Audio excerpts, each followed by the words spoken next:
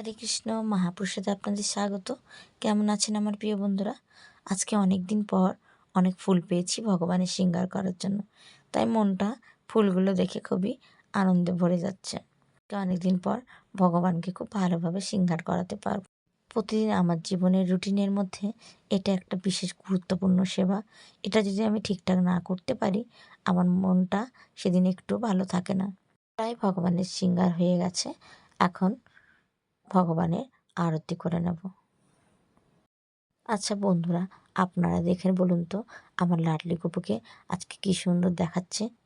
আর আজকে আমার এই ভগবানের শৃঙ্গার আপনাদের যদি একটু ভালো লাগে থাকে, তাহলে কমেন্টে একবার হলে হরে কৃষ্ণ লিখবেন।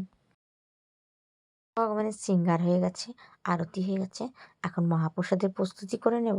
আজকের মহাপ্রসাদের মেনুতে আছে আলু মেথি শাক ভাজা, ডাল, ফুলকপি আলুর রসা, খুবই সামান্য আজকের মহাপ্রসাদের এই প্রস্তুতি।